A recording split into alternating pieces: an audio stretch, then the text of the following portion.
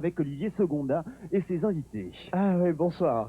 C'est bon hein, ce soir. Moi, je suis content. Regarde, j'ai mis le pull même. Hein, très joli le pull. Merchandising absolument délirant autour de Tintin. Avant même de commencer à parler de Tintin, on fait vite un petit zoom peut-être. Oui, je présente mes invités. Voilà, déjà. Benoît Peters. Bonsoir. Et puis alors Tintinophile averti ou pas? Je suis devenu tintinophile, comme vous dites, à l'âge de 7 ans. J'avais eu quelques petits problèmes de santé et j'ai été hospitalisé pendant 1 an à Louvain.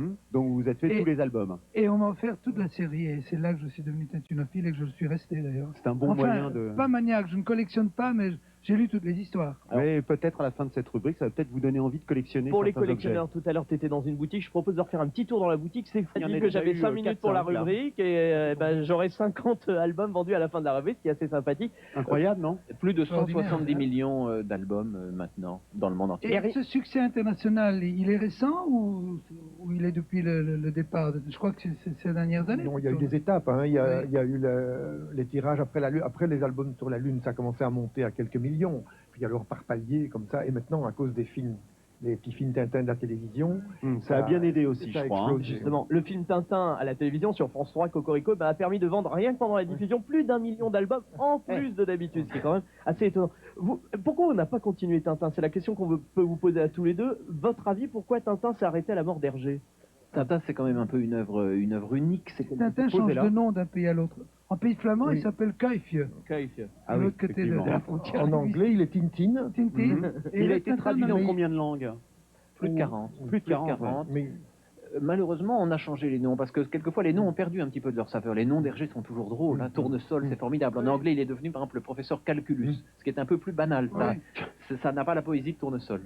Le Monde d'Hergé, par exemple. Alors là, je voudrais vous présenter le livre qu'a écrit Benoît. Qu'a écrit Benoît Peters. Le Monde d'Hergé, qu'est-ce que c'est que le Monde d'Hergé? Comment il est 69, quand on a marché sur la Lune, on s'attendait, j'imagine, à voir des images du genre de celles qu'on a vues dans la... mais c'était un véritable visionnaire, Hergé. Il n'y a aucun problème. Olivier. Pierre était venu avec ce livre. Pourquoi vous recommandez ce livre particulièrement? Qu'est-ce qu'il a de particulier? Celui-là, il a été travaillé à partir du dessin. C'est assez rare qu'on travaille beaucoup Tintin à partir des histoires, évidemment. Ce sont des histoires. Tintin n'est pas encore coté en bourse, quand même. Espérons que non, quand même. Je crois que l'important, c'est les albums. C'est la première chose qui compte. C'est quand même ces histoires qui nous ont fait rêver. Le reste, bon, c'est un petit peu les... Toutes ces petites statuettes, quand même, pour un univers. Qui peuvent être charmants. Le seul petit couac, peut-être, dans l'aventure, c'est que ça coûte quand même très cher. Et ça, c'est dommage, parce que justement, les tintinophiles n'ont pas forcément une grosse bourse. Salvatore. Est-ce que, d'après vous, le succès de Tintin a été à l'origine de cette éclosion, de cette école de bande dessinée belge? Hergé a joué un très grand rôle dans le développement de la BD belge. Très grand, mais Philippe Deluc, qui était avec nous lundi soir, nous a dit d'ailleurs que si Hergé n'avait pas existé, lui ne serait peut-être pas devenu le dessinateur que tout le monde connaît aujourd'hui. On en a plein, oui. Messieurs, merci beaucoup.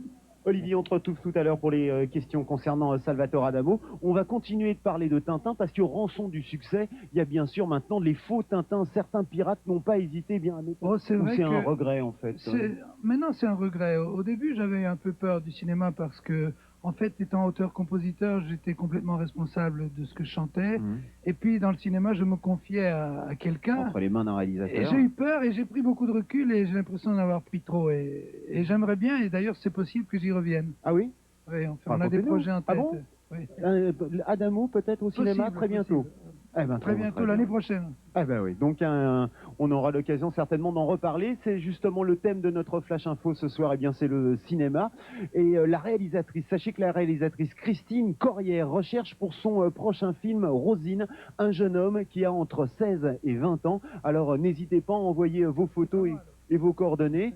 Entre 16 et 20 ans, faites voir le profil même pourrait avec beaucoup peut-être de maquillage, passer. Non, Salvatore. Non, c'est trop tard. Mais en tout cas, c'est un bon moyen de démarrer dans le cinéma, comme ça, pourquoi pas, d'envoyer sa photo, ses coordonnées, puis vous serez peut-être la future star de demain. Vous envoyez tout ça chez BVF, 77 rue du Château, 92 100 à Boulogne, juste à côté de Paris. En attendant de vous retrouver en ligne pour vos questions concernant Salvatore Adamo, on va faire un petit aller-retour à Paris, le temps d'une bande-annonce. Nous sommes de retour ici même à Bruxelles dans même pas une minute. Grand retour au cinéma donc très bientôt, mais l'année prochaine. Mais par contre, sur la scène du Casino de Paris, c'est à la fin de l'année, c'est du 21 au 26 décembre. Exactement, oui. Je ferai une espèce de répertoire bilan parce que je sais que public viendra pour entendre certaines chansons. Mhm. Et comme je ne veux que personne ne soit frustré, ni le public ni moi-même, je chanterai les anciennes et des nouvelles. Eh ben, ouais. ça va durer combien de temps? Ça fera une trentaine de chansons, quoi. Ah ouais, donc il y en a, ils ont... 2 heures. Oui, oui, 2 au heures. moins, ils en auront largement pour leur argent, comme on dit dans le jargon. Olivier Seconda, les questions à Salvatore Adamo. Oui, tout à fait. Des questions. Oui. Excusez-moi, j'ai On va mis les commencer gants. par la première. Non, mais Ouais. bah oui, tes petites mitaines, Olivier, ça va mieux. C'est pour vous protéger mes petits boudins. Ça, vous n'avez pas Euh, trop froid, Salvatore? Ça va, on a un microclimat, repas. Oui, oui, Oui, oui, il fait oui. bon, là. Oui, oui, il est plafonné à 2 degrés, le microclimat, Oui. mais c'est vrai qu'il est Non, mais il microscopique. était Hein. temps que vous veniez parce que c'est vraiment à la limite. Après, il y a la banquise. Après, les phoques se promènent dans les rues. Mais là, les frites sont encore en fleurs, si vous voulez en cuire. Bon, bah, on reviendra peut-être alors, moi aussi, pour voir la banquise. Olivier. Dans mon microclimat, je vous emmène moi à Cannes avec Sandrine. Ah, génial, on part au soleil. Bonsoir Sandrine. Bonsoir Pascal, bonsoir Adamo. Bonsoir Vous Sandrine. avez quel âge Sandrine? 18 ans. 18 ans, et Bonjour. alors à Cannes, envoyez-nous un petit peu de la chaleur là. Ouais, bah, On il en fait tout, mais profite enfin, comme faut pas dire ça. que ça le grand soleil non plus. Hein. Alors vous avez les questions pour Salvatore Adamo. Oui, Nous vous moi écoutons. j'aimerais que Salvatore me chante Vous permettez monsieur en allemand et en japonais, parce que comme c'est une grande vedette Attendez, internationale. attendez. Oh là. En allemand, oui, parce qu'elle existe, mais en japonais, elle n'existe pas, Ah. celle-là.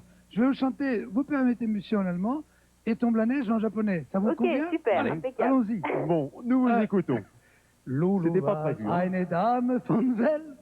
Ich hab sie auf der Party gesehen und ich wollte ihr eingestehen, dass sie mir ausgezeichnet gefällt. Gestatten Sie, Monsieur, dass ich mich einmal erkläre. Ça va? J'ai compris le monsieur, Super. hein. Donc on est resté donc sur le monsieur. Et en japonais, Alors, tombe la oui. neige. Alors, on touche du bois parce qu'on ne sait jamais.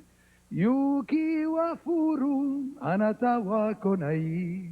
Yuki wa furu, omoi kokoro ni. Voilà, ça fait un peu chien savant comme ça. Ah non oui, Mais non, non, non, non, mais vous êtes satisfaite, Sandrine? Tout à fait. En plus, les paroles sont exactes en japonais, je peux le dire. Pourquoi vous pratiquez le japonais assidûment? Un petit peu, j'en ai fait un petit peu, oui. Ah, Voilà. parce que vous croyez que j'aurais chanté n'importe quoi en me faisant croire Ah, que on c'était sait du jamais, japonais? hein. Non, non, non, non. Qu'est-ce que vous faites dans la vie, Sandrine? Je suis encore au lycée. Eh bien, j'espère que tout se passe bien. On vous fait de gros bisous, Sandrine. À Bah très oui, je bientôt. voudrais quand même demander Oui, à Adamo allez-y. d'envoyer son disque dédicacé pour ma maman. Parce Ah, que bah, j'ai oui, versé je me disais bien aussi. au son de la voix d'Adamo. Dédicacé de la voix d'Adamo, hein? Ouais, non, Ah, je veux bien. Donc, c'est-à-dire que C'est là, un vous nouveau voulez que, système, là. C'est une c'est-à-dire que nouvelle vous voulez que technique, là. Salvatore, votre maman s'appelle comment? Arlette. Pardon? Arlette. Paulette. Arlette. Ouais. Arlette. Arlette. Donc, Arlette, je vous dédicace le disque que vous recevrez. Éventuellement, j'écrirai un mot dessus, Ok, parce que les paroles volent et les écrits restent. super, je vous remercie. gros bisous, Sandrine. Gros Et puis bisous, merci au Au revoir, de- Sandrine. pour votre fidélité. On vous a entendu chanter en japonais parce que. Oui, on- c'est elle qui a insisté. hein. Oui, oui, non, mais c'était bien, c'était très sympa. C'est étonnant le phénomène Salvatore Adamo au Japon. Par exemple, cette chanson Tombe la neige, là, j'ai lu quelque part qu'elle est restée 72 semaines en tête du hit parade japonais. 72 semaines.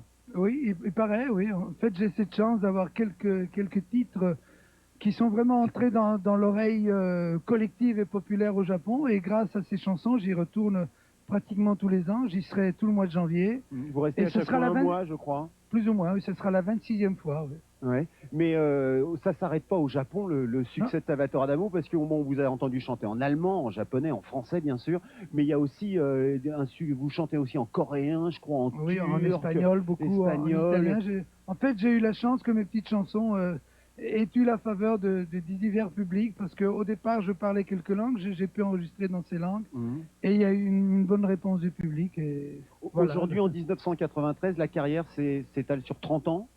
Exactement, Et c'est- exactement 30 ans. Est-ce que ouais. vous connaissez le nombre de disques que vous avez vendus? On calcule plus ou moins 80 millions en 30 ans, c'est une moyenne honorable. Mais disons. dites-moi, vous devez être multimillionnaire, Mais non, mon très cher, mais non. Non Mais non, mais non. non? Enfin, je vais pas à me plaindre. Ah mais- bon? Ah ouais, parce que 80 Mais vous millions savez, de on- disques quand même, je Non, pourrais non, pas non, dire, mais mais...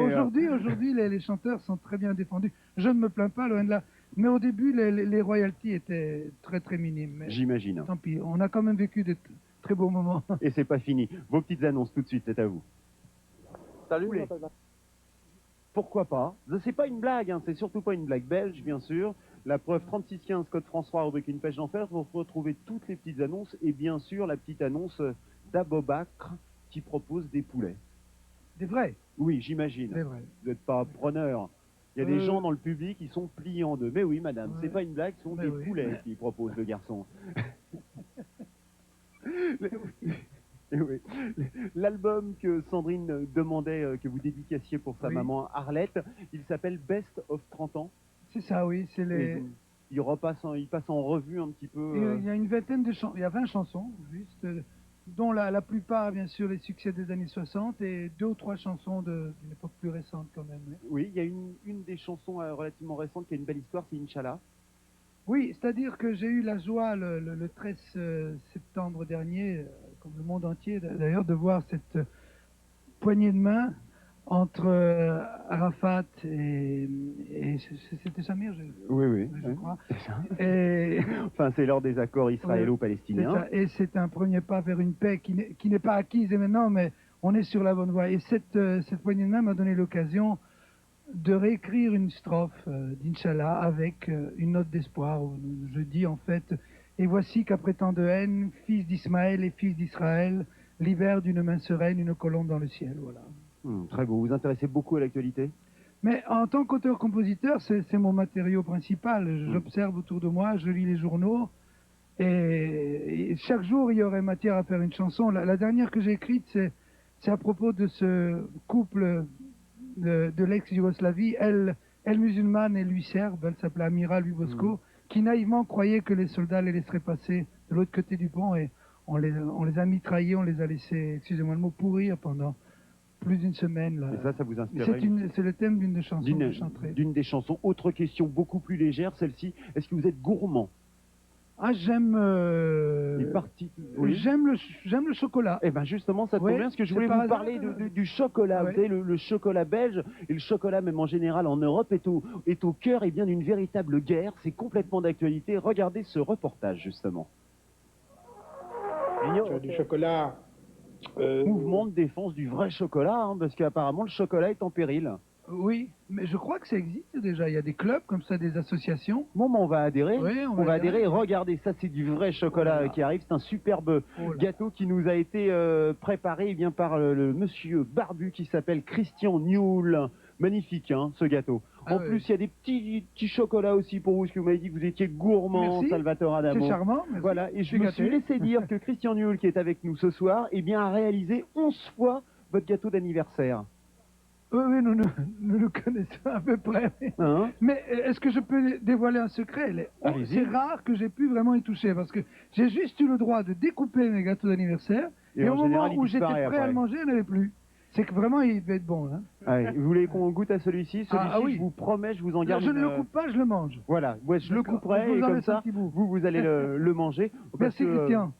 Voilà, c'est plus une indiscrétion. Vous avez eu 50 ans il n'y a pas très longtemps. Exactement, oui.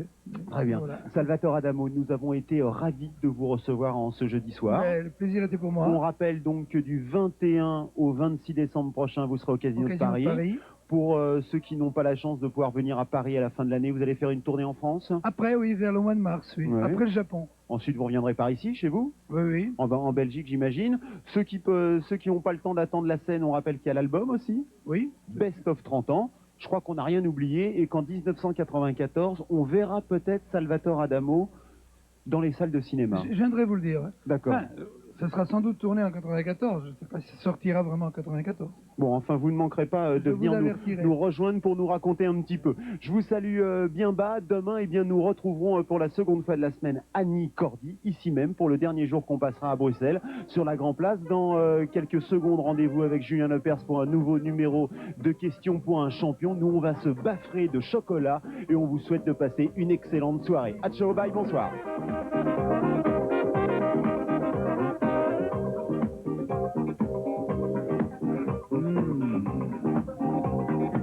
Tá, chega a